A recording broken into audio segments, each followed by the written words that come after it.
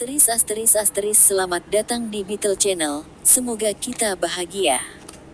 Jangan lupa subscribe, like, komen dan share agar channel ini semakin berkembang. Terima kasih. Bab 604. Lebih dari 1 jam kemudian, Jasper keluar dari ruang kerja Dawson dengan ekspresi serius di wajahnya. Bagaimana hasilnya? Wendy mendekat dan bertanya dengan penuh perhatian. Dia tidak tahu apa yang baru saja terjadi karena dia tidak ada di ruang kerja. Badai di atas kepala Jasper menghilang saat dia tersenyum pada Wendy. Tidak banyak, dia hanya bagian sok yang memutuskan untuk datang ke pintu kita dan pamer. Apa yang kau bicarakan? Berhenti bersikap kasar, ayo ini serius, kata Wendy, tidak senang. Jasper memeluk Wendy dan berjalan menuju dapur. Apa ada yang tersisa untuk dimakan? Aku kelaparan, aku tidak bisa makan dengan layak hari ini. Melihat Jasper tidak ingin berbicara banyak tentang ini, Wendy mengerutkan hidungnya dengan sedih tetapi tidak mendesaknya.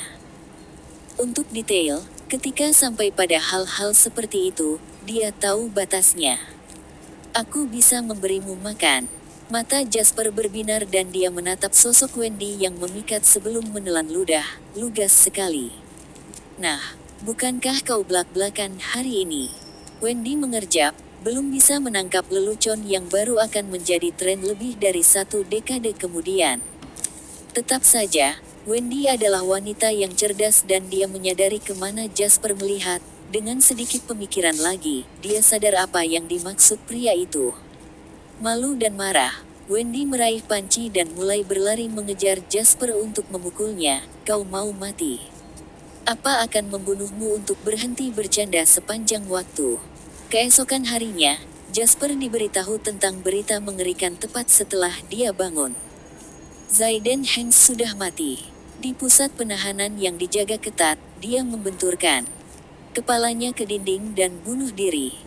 Jasper, intel kami menyatakan bahwa Zayden sangat bertekad untuk mati. Dia tidak hanya membenturkan kepalanya ke dinding, tetapi dia juga menggigit lidahnya sendiri sebelumnya jika benturan itu tidak membunuhnya. Tidak ada seorang pun di pusat penahanan yang menyangka dia akan bunuh diri. Ada darah di seluruh lantai ketika mereka menemukannya pagi ini. Ada lubang besar di kepalanya dan otaknya tercecer di separuh dinding. Dia tidak bisa dikenali.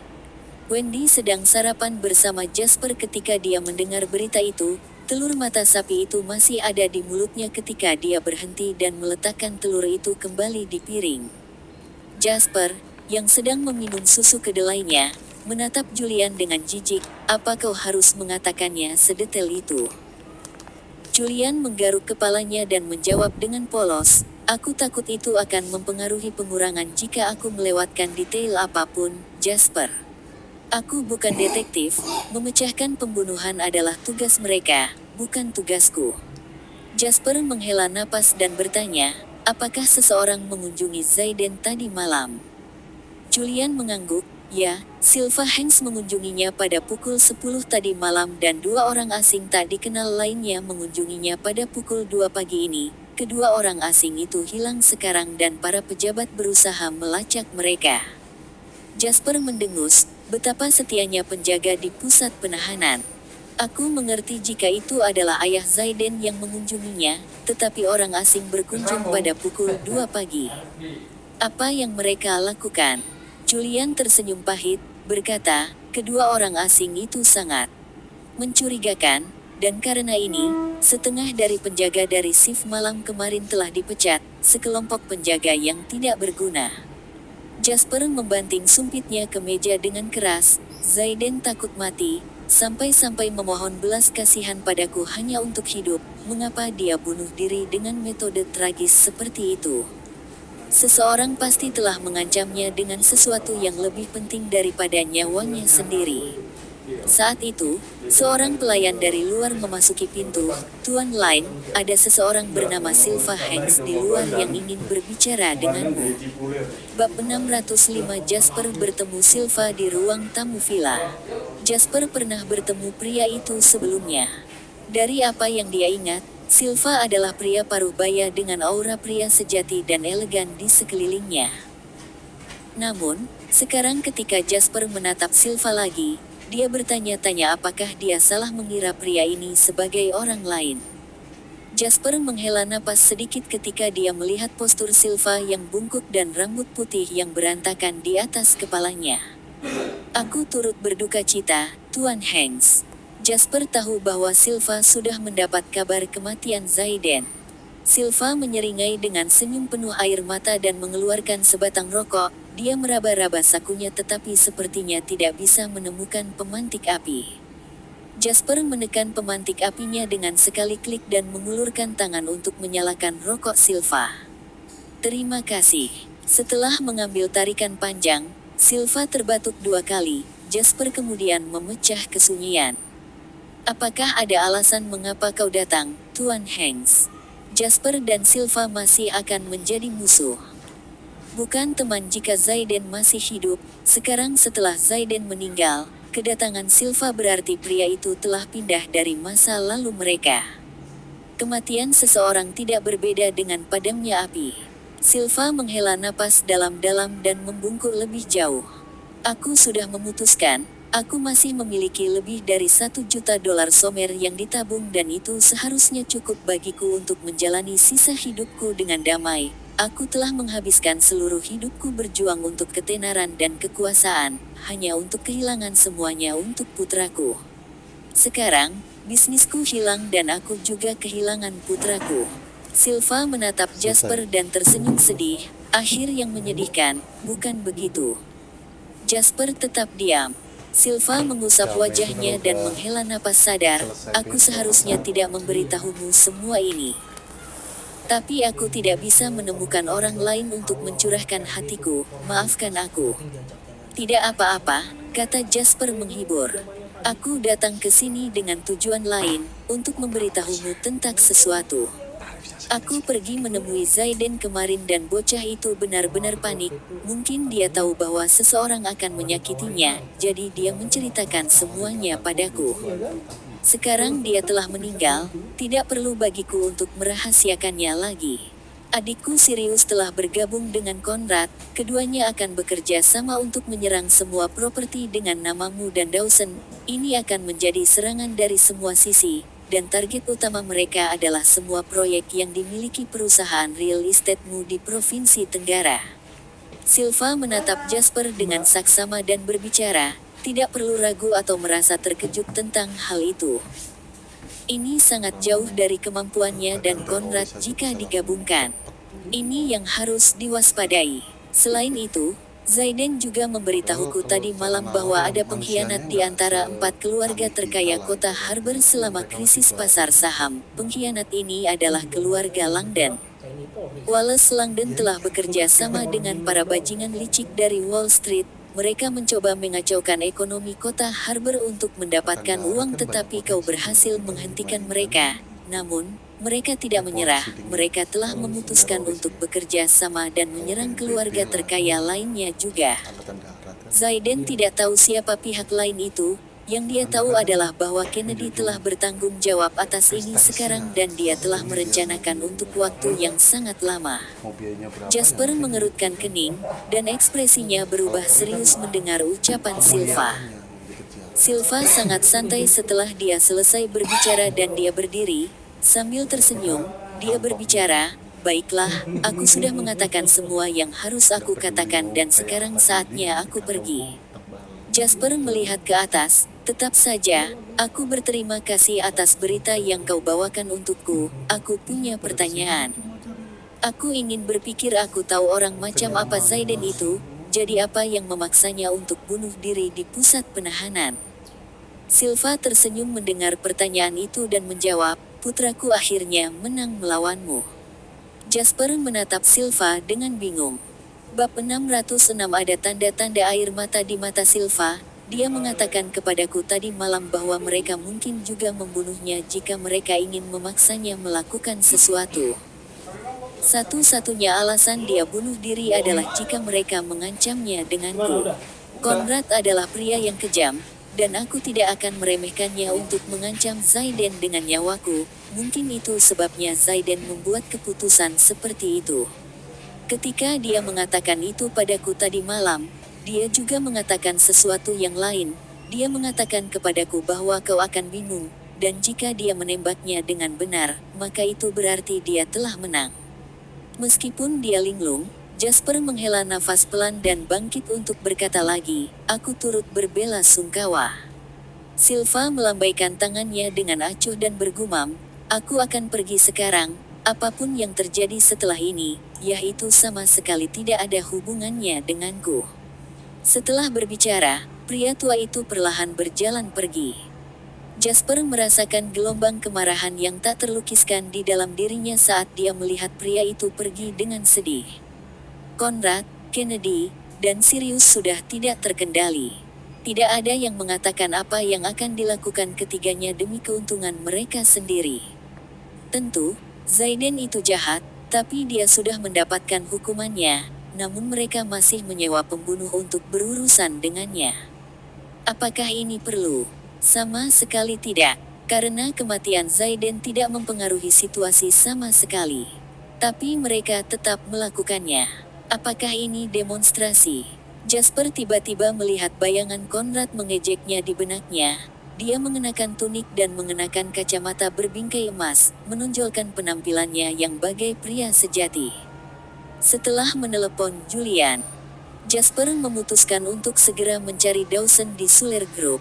Melihat bagaimana Conrad dan Kennedy akan bergerak, Jasper dan Dawson harus membuat persiapan untuk melawan mereka juga. Setelah bertemu pria itu, Jasper memberitahu Dawson segala sesuatu yang akan terjadi. Dawson sangat marah. Serangan yang sangat besar. Kami memiliki 20 hingga 30 proyek di seluruh provinsi ini. Apakah mereka pikir bisa menyerang kita seperti ini tanpa dibalas? Dawson mencibir. Kalau begitu aku harus merepotkanmu dengan ini, Paman Suler, kata Jasper. Masalah, ini tepat di jalanku. Dawson mengangguk dan bertanya, tapi apa yang kau rencanakan? Tepatnya aku membalas budi. Jasper terkekeh, bermain-main dengan pernak-pernik di meja kantor Dawson. Dengan tenang, dia berbicara, jika mereka ingin bertarung, maka mari kita mulai perang total. Jasper memiliki dua hal yang harus dilakukan selanjutnya. Yang pertama adalah memberitahu keluarga Law. Zachary lebih marah daripada dia dan segera membelikan Henry tiket untuk penerbangan berikutnya ke Provinsi Tenggara untuk membantu Jasper. Zachary juga berjanji bahwa dia tidak akan memberi Kennedy kesempatan untuk menyerang daratan untuk saat ini. Dengan keluarga Langdon yang ditangani, Jasper kemudian menelepon Gale. Butuh lebih banyak kecerdasan untuk berbicara dengan Gale, karena keduanya secara teknis berkomplot satu sama lain dalam beberapa hal. Namun, itu menghentikan perdagangan yang saling menguntungkan antara keduanya. Cabang kota Westerhof akan mendukungmu sepenuhnya.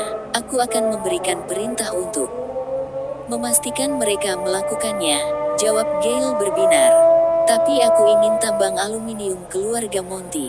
Jasper menjawab dengan tenang, Pak Tua Hurubut, kau bukan anak muda lagi pula, apa yang akan kau lakukan dengan begitu banyak uang? Gal tertawa keras, aku sudah tua dan memang tidak punya banyak uang lagi, tetapi orang-orang di bawahku termotivasi oleh keuntungan, bagaimanapun juga. Tentu saja, aku bisa memberikannya padamu jika kau mau, aku bisa memberimu sejumlah besar dana juga, yang aku inginkan hanyalah 15% dari saham JW Capital. Jasper menjawab tanpa ragu, JW Capital adalah perusahaan induk dari semua anak perusahaanku yang lain. Tidak mungkin aku bisa menyetujuinya, kau dapat memiliki tambang itu. Aku akan membantumu sekali ini bocah licik, pergilah. Bab 607 Jasper baru saja mengakhiri telepon dengan Gale ketika Henry meneleponnya. Apakah keluarga Mitch sialan itu mengganggumu? Henry memulai panggilan dengan pertanyaan agresif. Jasper tersenyum, kau tidak mengatakannya, tapi kami akan segera membalas. Henry mencibir, aku sangat bosan di kota Harbor sepanjang tahun baru sampai-sampai aku merasa seperti seorang pemalas di sofa. Aku sedang dalam perjalanan ke clubhouse sekarang, aku akan segera menemuimu setelah aku selesai bekerja di sini. Klub, tanya Jasper, sesuatu yang diinvestasikan Mitch, hahaha, Kudengar itu tempat yang cukup menyenangkan, jadi kupikir aku akan datang dan bersenang-senang dengannya.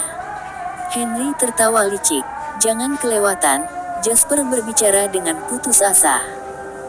Meskipun ini adalah panggilan telepon, Jasper hampir bisa melihat bagaimana Henry melambai padanya tanpa peduli. Tenang, menurutku aku yang paling cakap di antara anak-anak kaya di kota Harbor. Ayah dan kakek adalah yang paling tangguh di antara keluarga kaya. Tidak ada yang bisa menghentikanku. Yah, bukankah kau kuat? Kalau begitu, beri Mitch pukulan sederhana dan itu akan berhasil. Jasper tersenyum. Dia dipukuli, oke, tapi aku punya sumber hiburan yang lebih baik untuk Mitch. Ayah bajingan bodoh itu baru saja mengatur agar dia menikah. Setelah memilih beberapa putri dari keluarga kaya dan berkuasa dari semenanjung emas ini, mereka mulai saling mengenal sekarang. Kebetulan, bajingan ini baru saja menghamili seorang mahasiswi dari Universitas Harbor 2 bulan lalu. Tidak ada alasan bagiku untuk tidak menggunakan bahan yang begitu bagus, kan? Hehehe, kalau begitu aku akan berbicara denganmu nanti. Aku akan segera sampai dan aku punya pekerjaan yang harus dilakukan. Menutup telepon, Jasper menghela napas. Mudah berurusan dengan ahli waris kaya karena latar belakang keluarga mereka adalah bentuk utama kompetisi. Itu sampai mereka mulai menyerang dengan gerakan seperti bajingan. Ini membuat mereka sakit untuk dihadapi. Henry tampaknya berjalan terlalu jauh di jalan yang berkelok-kelok ini. Perang bisnis antara JW Real Estate dan keluarga Hanks terjadi secara tiba-tiba dan sengit. Seluruh provinsi Tenggara tidak ada yang lebih bijaksana sementara perang sudah dimulai dengan kekuatan penuh. Yang pertama menderita adalah semua proyek konstruksi di bawah JW Real Estate di Provinsi Tenggara. Dari prosedur persetujuan hingga penerimaan, hingga pemeriksaan kualifikasi dan dana peninjauan, hampir setiap bagian dari prosedur sebelum konstruksi fisik mengalami hambatan. Sedangkan proyek konstruksi yang sudah dalam proses, orang akan datang untuk membuat masalah sekali atau 2 kali seminggu, atau akan ada pekerja konstruksi dan karyawan lain yang meminta cuti dan mogok. Secara keseluruhan, itu benar-benar berantakan. Di antara semua proyek Sungai South Face adalah satu-satunya yang dibebaskan dari serangan apapun. Namun, itu juga merupakan proyek yang mengalami kerugian terbesar.